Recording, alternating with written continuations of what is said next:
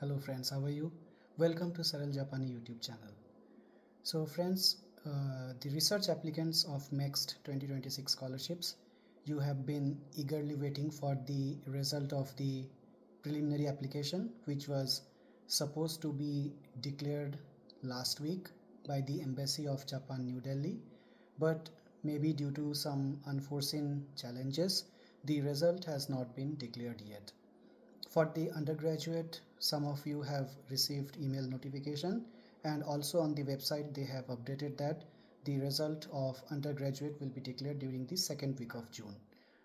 But for research applicants, the advertisement still says that the results will be declared during the first week of June, which has passed.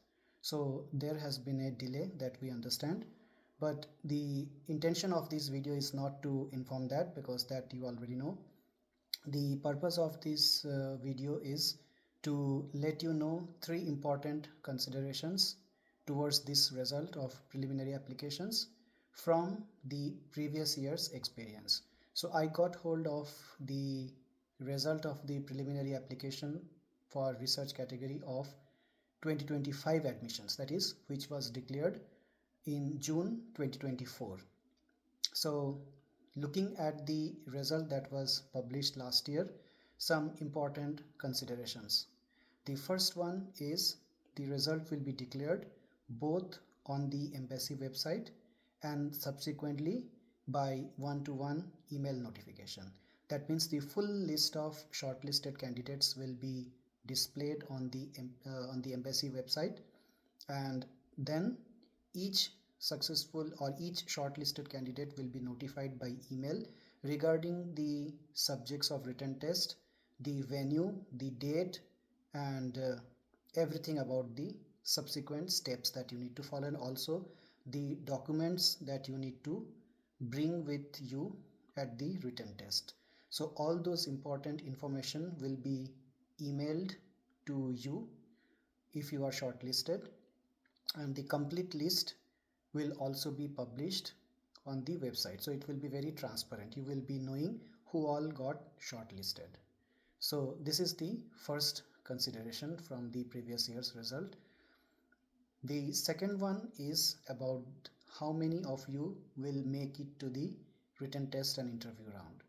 So last year, as they have published in that result, that total 1960 applications were submitted in the research category for MEXT Scholarship 2025, and out of 1960, can you guess how many were shortlisted for the written test based on the preliminary application?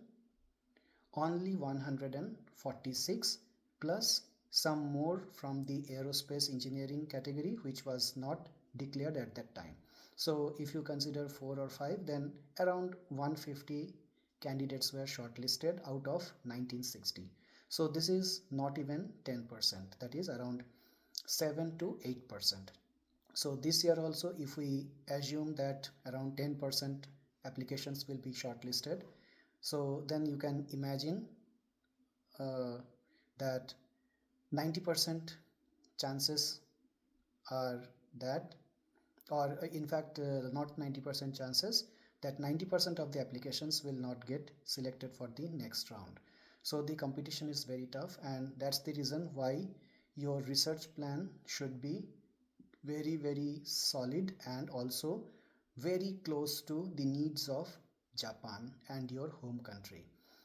So how they will select those 10% of applications? They will definitely look at the applicability of your research proposal in Japan and the burning issues that you are trying to research in the proposal, and whether that burning issue belongs to Japan, and at the same time does it benefit your home country or not. So that would probably be the shortlisting criteria for the research applicants. Now whatever you have done, you have already submitted. There is no looking back. So I hope all of you get shortlisted, and I wish all of you good luck. So this was the second consideration which you should consider and be practical about that only around 8 to 10% of the applications will be shortlisted for the next round.